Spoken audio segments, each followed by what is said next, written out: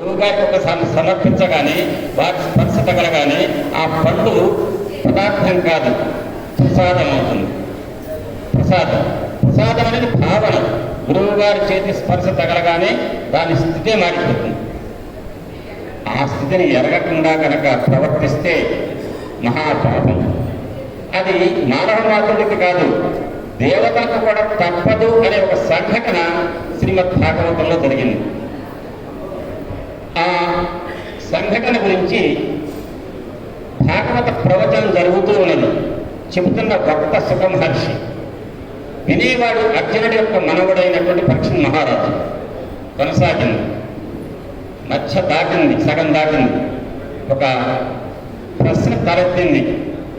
వినే పరీక్షణ్ మహారాజు అడుగుతాడు, చెప్పే సుఖ మహర్షిని, నేను మున్నేటికి ద్రక్షి పాలకడలి విష్ణుండు పూర్ణాకృతి కొనధించి అదెట్లు మోసి బలుకవ్వంబైన శీలంబు దేవరికాయం అమృతం వనట్ల వడసన్ వారాసి ఏమేమి సంజనితం వై మునీంద్ర చోద్యము గదా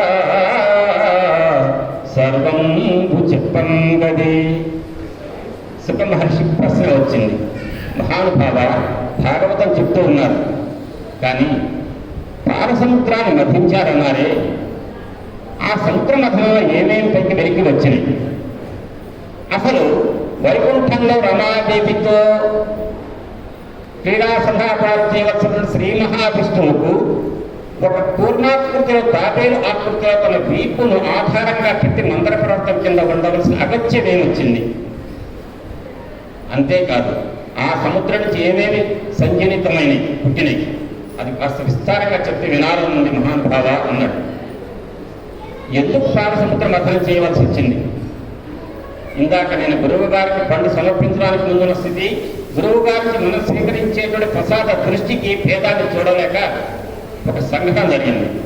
దేవేంద్రుడు, దేవతలంటే ఎవరు, రాక్షసులంటే ఎవరు? లోక కళ్యాణం కోసం తమ శక్తియుక్తులను మొత్తాన్ని ఉపయోగించే వారంతా దేవతా శ్రేణి.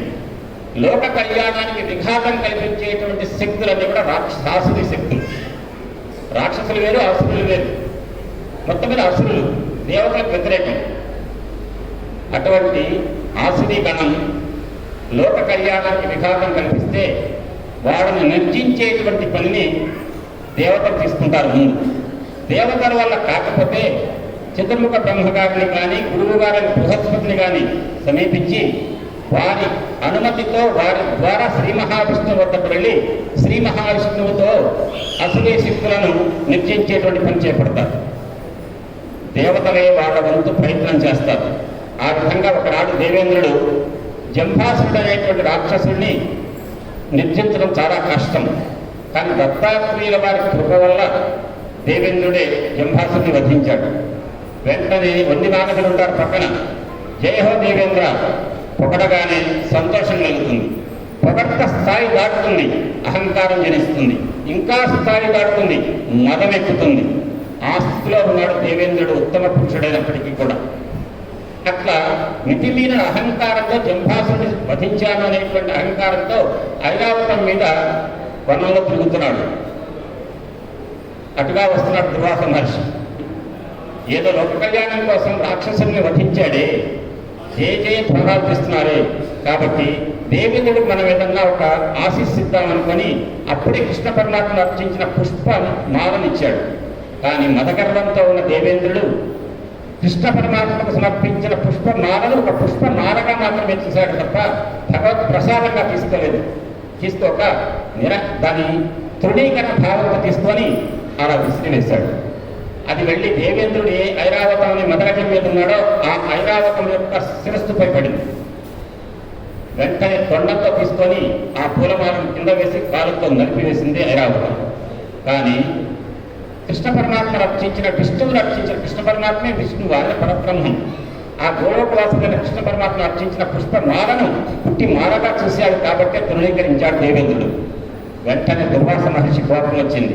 కోపం కావడానికి ప్రత్యేకంగా రాదండి, దేవేంద్ర, నువ్వు చేసినటువంటి తప్పుకు నీకు ఇప్పుడు ఒక ఫలితం అనుభవించబోతున్నావు.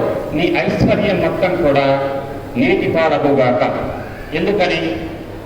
విష్ణు ప్రసాదాన్ని ఏ రకంగా సంస్కారంతో తీసుకోవాలో తెలవని నువ్వు విష్ణు ప్రసాదానికి అనర్హుడు అన్నాడు. వినండి, ఇక్కడ విష్ణు ప్రసాదాన్ని స్వీకరించవలసినటువంటి సంస్కారం తెలవని నీకు విష్ణు ప్రసాదాన్ని అనుభవించే అర్హత లేదు. అంటే ఇక్కడ విష్ణు ప్రసాదంగా ఏదైతే పుష్పమాలను గ్రహించలేకపోయావో, సకల ఐశ్వర్యాలు ఈ లోకంలో కానీ స్వర్గలోకంలో కానీ ఎవరి ఐశ్వర్యాలున్నా, ఆస్తులున్నా, ఆరోగ్యం సకలం కూడా పరమాత్మ యొక్క అనుగ్రహ ప్రసాదమే. ఆ ఎరుకలో లేకుండా ఇదంతా నా నిర్వాహకం, ఉపన్యాసం చెప్తున్నా నా నిర్వాహకం అనుకున్న ఉపన్యాసం చెప్పలేదు. గురువు గారి అనుగ్రహంతో మాత్రమే చెప్పగలుగుతాను అన్నటువంటి భావన నాలుగు మీద నుంచి కాదు, అంతఃకరణలో నాకు ఉన్న నాడే, గురువు గారిని సమర్పణ చేసిన నాడే ఉపన్యాసాలు చెప్పగలుగుతాం. ఆస్తి 100 కోట్లుంది, అదంతా పరమాత్మ అనుగ్రహం అని ఎరుక లేకుండా నేనే సంపాదించాను నా అధికారంతో విరవీగినాడు. ఆ ఆస్తి పోవడానికి ఎన్నో రోజులు పట్టదు. ఆ రకంగా దేవేంద్రుడు తన యొక్క స్వర్గ లక్ష్మి అనేటువంటి ఐశ్వర్యం మొత్తాన్ని కూడా తన నిర్వాహకం అనుకున్నాడు. జంబాసురుని చంపింది కూడా తన నిర్వాహకంతో అనుకున్నాడు. అహంకారం కళ్ళు నెత్తికెక్కినాయి. కృష్ణ పరమాత్మను రక్షించినటువంటి పుష్పమాలను తృణీకరించాడు, ఐరావతం మీద పడేశాడు. వెంటనే ఈ కృష్ణ పరమాత్మ యొక్క అర్చన చేయబడినటువంటి పుష్పమాల ఏదైతే ప్రసాదమో, నీకు ఉన్నటువంటి సకల సంపదలు కూడా కృష్ణ పరమాత్మ ఇచ్చినటువంటి అనుగ్రహ ప్రసాదమే. దీన్ని నువ్వు తృణీకరించినప్పుడు నీ ఐశ్వర్య సంపదలు కూడా నీకు ఉండవు, అర్హత లేదు. కాబట్టి నీ స్వర్గలక్ష్మి అంశం మొత్తం కూడా నీటి పాలకుగాక అన్నాడు దుర్వాస మహర్షి. వెంటనే ఐరావతం నుంచి దిగా దేవేంద్రుడు కాళ్ళు పట్టుకున్నాడు. మహర్షి అని ఏడ్చాడు. ఎందుకని? స్వర్గలక్ష్మి అనే సంపద మొత్తం పోయినందుకు కాదండి. దేవేంద్రుడు అందుకు కాదు బాధపడింది. నా బుద్ధి ఎందుకు తప్పు మార్గం పట్టింది, ఎందుకు నేను ఆ పుష్పమాలను ప్రసాదంగా గ్రహించలేకపోయాను, నా అహంకారానికి కారణం ఏంటి, ఎందుకు ఇక తృణీకరణ భావాన్ని చూపించా, నాకు అర్థం కావట్లేదు స్వామి అంటే, ఓహో చేసిన తప్పు తెలుసుకున్నావు కదా, సరిదిద్దుకోవాలనుకున్నావా, పశ్చాత్తాపానికి మించినటువంటి ప్రాయశ్చిత్తం లేదు, నువ్వు పశ్చాత్తాపడ్డావు కదా, వెళ్ళు నీ గురువు గారు బృహస్పతిని అడుగు చెప్తారు. బృహస్పతి గారి దగ్గరికి వెళ్ళారు. గురుదేవా, ఈ తప్పు చేశాను ఒప్పుకున్నావా, పశ్చాత్తాపడ్డావా చాలు అని వెంటనే శ్రీ మహావిష్ణువు దగ్గర తీసుకెళ్లారు. ఎందుకని? స్వర్గలక్ష్మి అంశ అంతా పాల సముద్రంలోకి వెళ్ళిపోయింది. నీరు అంటే పాల సముద్రంలో ఉంది. కాబట్టి లక్ష్మీదేవి యొక్క ఐశ్వర్యం లక్ష్మి అయితే, ఐశ్వర్యానికి అధినాయకుడని ఈశ్వరుడు దగ్గరికి వెళ్ళారు. విష్ణుమూర్తి అన్నారు, తప్పు తెలుసుకున్నావు కదా ఇంద్ర, నీకు నేను పరిష్కారం చెప్తా అని అంటూ, లక్ష్మీదేవి అనేటువంటి ఐశ్వర్య సంపదల యొక్క సమాహారం. ఐశ్వర్యం అనగానే డబ్బు కట్టలు మాత్రమే కాదు, ఆరోగ్యం, ఉల్లాసం, ఇంట్లో ఐకమత్యం, సమాజంలో గౌరవం, కీర్తి, ప్రతిష్ట, ఇవన్నీ ఐశ్వర్యాలు. వీటన్నిటికీ కూడా అధిష్టాన దేవత ఎవరంటే లక్ష్మీదేవి. ఆ లక్ష్మీదేవి ఎవరు అంటే ఈశ్వరుడు యొక్క శక్తి. కాబట్టి ఆ శక్తి కోసం ఉపాసన చేయటం కంటే శక్తిమంతుడైనటువంటి ఈశ్వరుడి దగ్గరికి వెళ్ళాడు. శ్రీ మహావిష్ణువు దగ్గరికి ప్రార్థించారు. శ్రీ మహావిష్ణువు ఈ లక్షణాలు ఉన్న వాళ్ళ దగ్గర లక్ష్మి ఉంటుంది, ఈ లక్షణాల దగ్గర ఉన్న వాళ్ళ దగ్గర లక్ష్మీదేవి ఉండదు అని, సదాచారం గురించి, సంధ్యావేళలో నిద్రపోకూడదని, గురువులను గౌరవించాలని, ఇటువంటి మంచి లక్షణాలు ఎవరైతే ఉన్నాయో, సంధ్యా సమయంలో నిద్రపోకూడదు, ఇంటికి వచ్చిన అతిథిని గౌరవించాలి, గురువు గారికి ఎప్పుడు కూడా వినమ్రతతో ప్రణిపాతం చేయాలి, భగవంతుల సేవలోనే జీవితం గడపాలి అనేటువంటి సదాచారానికి సంబంధించినటువంటి విషయాలు చెప్పి, అటువంటి విషయాలు ఉన్న వాళ్ళ దగ్గర లక్ష్మి ఉంటుంది, అది లేని వాళ్ళ దగ్గర లక్ష్మీదేవి ఉండదు. నువ్వు తృణీకరించావే కృష్ణ పరమాత్మ యొక్క అనుగ్రహ ప్రసాదమైన పుష్పమాల, నీ యొక్క లక్ష్మి ఐశ్వర్యం అనే స్వర్గలక్ష్మి పోవడానికి కారణం ఏదంటే తృణీకార భావం. దాన్ని సరిదిద్దుకోవడానికి నువ్వు చేయవలసిన పని ఏంటో తెలుసా దేవేంద్ర అని విష్ణుమూర్తి ఏం చేశారంటే, పాల సముద్రాన్ని మధించాలి. ఆ మధిస్తే, క్షీరసాగరాన్ని మధిస్తే వెంటనే లక్ష్మి వస్తుంది అనుకోవద్దు. మధింపులో మధ్యలో ఏదైనా రావచ్చు. నీకు లక్ష్మీదేవి పాల సముద్రం నుంచి ఉద్భవించే వరకు వేచి ఉండు. లక్ష్మీదేవి పాల సముద్రం నుంచి రాగానే వెంటనే నీ వైపు చూపులు ప్రసరింపచేసిందా, ధన్యాత్ముడవు, నీ యొక్క ఐశ్వర్యం తిరిగి ప్రాప్తిస్తుంది అని చెప్పారు విష్ణుమూర్తి. అనగానే, నారాయణ, నాకేంది స్వామి, మిమ్మల్ని ఆశ్రయించాం కాబట్టి సకలం మీరే అన్నాడు దేవేంద్రుడు. గుర్తుపెట్టుకున్నాడు దేవేంద్రుడు. స్వామివారు అనుగ్రహించారు. పాలసముద్ర మథనానికి పథకం రచించారు. ఎట్లా మథించాలి? మందర పర్వతాన్ని కవ్వంగా పెట్టాలి. మరి మేము ఒక్కడమే మధించలేము స్వామి అన్నారు. దేవతలంతా సుకుమారులు, ఒక్కలే మధించలేరు. కాబట్టి రాక్షసుల యొక్క సహకారం తీసుకోండి అన్నారు విష్ణుమూర్తి. మరి మాకు రాక్షసత్వ పడదగా స్వామి అన్నాడు. పడకపోవడం లేదు, అవసరమైనప్పుడు పొత్తులు ఎవరికైనా కుదురుతాయి, పెట్టుకోండి. పొత్తు పెట్టుకొని ఒక పక్క దేవతలు, ఒక పక్క రాక్షసులు, మథనంలో వచ్చే అమృతం ఏదే ఉంటుందో ఆ అమృతాన్ని ఇస్తానని చెప్పండి, రాక్షసులు కూడా మీతో పొత్తుకు సిద్ధమవుతారు అని చెప్పారు.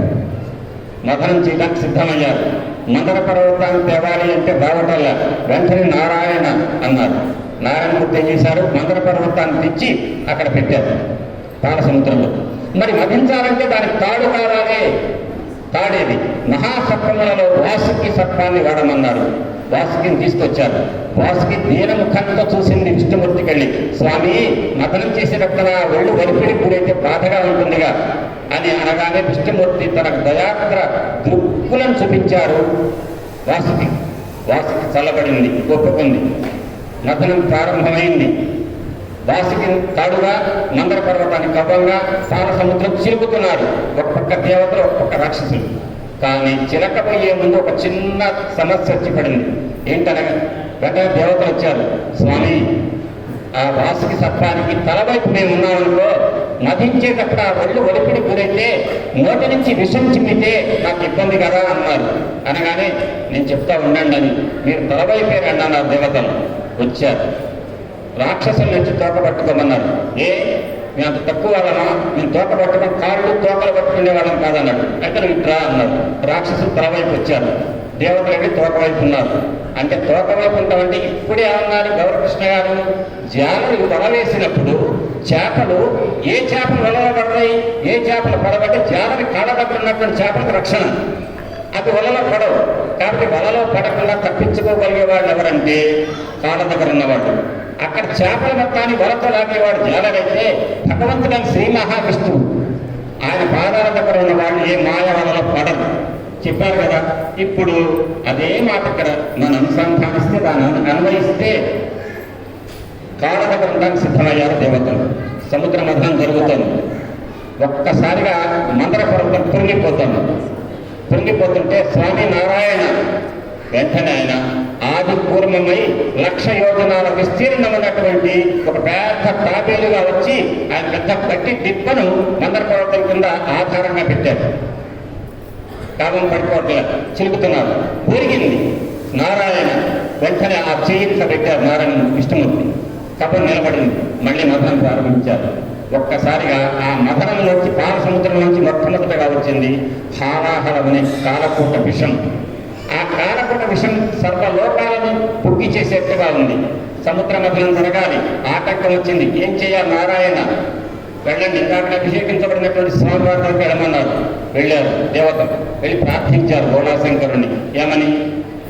అగ్నిముఖంబు పరాపరాత్మకమాత్మ కాలం భుగతి రత్నగర్భపదము శ్వసనంబు నీయోర్పు రసన జలేసుండు దిశలు కణంబులు దివము నాభి సూర్యుండు కన్నులు శుక్రంబు శల్యులంబు జఠరంబు జలతులు చదలు శిరము సర్వౌషధులు రోమచయములు శల్యంబులత్రులు మానసమూర్తకరుడు చందములు ధాతువులు ధర్మ సమితి హృదయము అస్య పంచకముపనిషదహ్వయంబునైన నీ రూపు పరతత్వమై శివాఖ్యమై స్వయం జ్యోతి వెలుగునాజ్యమగుచూ. ఎంత పొగిడారండి. సర్వం ఈ లోకం మొత్తం కూడా శ్రీ పరమేశ్వరుడు యొక్క మయం. పరమేశ్వర, ఈ లోకంలో ఉన్న లోకులందరి యొక్క ప్రాణశక్తి, ప్రాణవాయువు ఏదైతే పీలుస్తున్నారో ఆ మొత్తం కూడా నీ యొక్క నిశ్వాసపు గాలి. ఈ లోకంలో ఉన్నటువంటి సకల మానవులు, సకల జంతువులు